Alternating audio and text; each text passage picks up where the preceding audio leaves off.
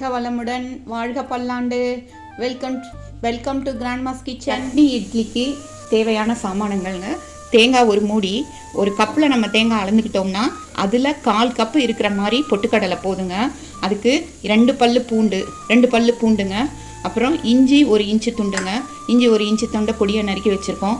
அதுக்கு பச்சை மிளகா நம்ம காரத்துக்கு ஏற்ற மாதிரி ஒரு நார்மலாக ஒரு 3 பச்சை மிளகா போட்டால் கருவேப்பிலை தாளிப்புக்கு, அதுக்கு தாளிக்கிறப்ப எப்படின்னு சொல்லிட்டு நான் சொல்கிறேங்க. இப்போ பொட்டுக்கடலையை ஃபஸ்ட்டு போட்டுடலாம். பொட்டுக்கடலையை போட்டுடலாங்க. அதுக்கப்புறம் பச்சை மிளகா, அதுக்கப்புறம் பூண்டு, இஞ்சி எல்லாம் போட்டுட்டு இதுக்கு மேலே தேங்காயை போட்டுடலாங்க. தேங்காயை போட்டு தேவையான அளவு உப்பு போட்டுக்கலாங்க. லைட்டாக ஃப்ளேவர் புளிப்புக்காக நான் லைட்டாக லெமன் புழிஞ்சிக்கிறேன். இப்போ இதை நம்ம நைஸாக அரைச்சிடலாம். இப்போ சர்விங் பவலில் இந்த சட்னியை நம்ம போட்டுடலாங்க. இந்த சட்னியை நம்ம போட்டுட்டு இது கூட நல்லா நிறைய தண்ணி ஊற்றிக்கலாங்க. இப்போ இதில் தகுந்த அளவுக்கு தண்ணி ஊற்றிக்கலாம். நம்ம இப்போ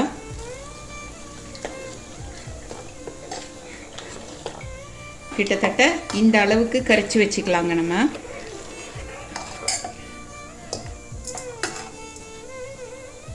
சட்னி இட்லியோட தாளிப்பு பார்த்துடலாங்க. வானலியில் 2 ஸ்பூன் எண்ணெய் விடலாம்.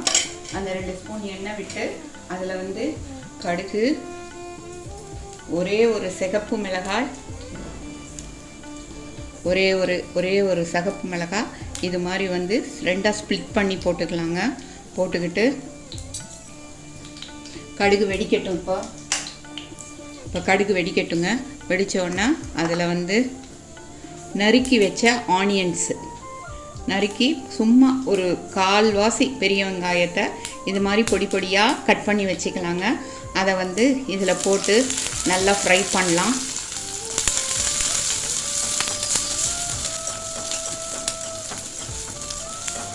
நல்லா ஃப்ரை ஆன அப்புறம் அதில் இந்த கருவேப்பிலையை போட்டுடலாங்க. போட்டு அதுவும் கொஞ்சம் அந்த கருவேப்பிலை கொஞ்சம் ரோஸ்ட் ஆகிற அளவுக்கு நல்லா ஃப்ரை பண்ணிவிட்டு அதை எடுத்து நம்மளோட ஃபேவரட் சட்னியில் போட்டுடலாம். அந்த தாளிப்பை எடுத்து இப்போ சட்னியில் இப்போ போட்டு இப்படி பார்த்திங்கன்னா இதுவே செம்ம லவ்லி லுக்காக இருக்குங்க. ரொம்ப அழகான ஒரு சட்னி இட்லிக்குடைய சட்னி ரெடி ஆயிடுச்சுங்க. சாப்பிட்டு பார்த்துட்டு எப்படி இருக்குன்னு சொல்லுங்கள். வாங்க நம்ம அடுத்த வீடியோவில் பார்க்கலாம். பாய்.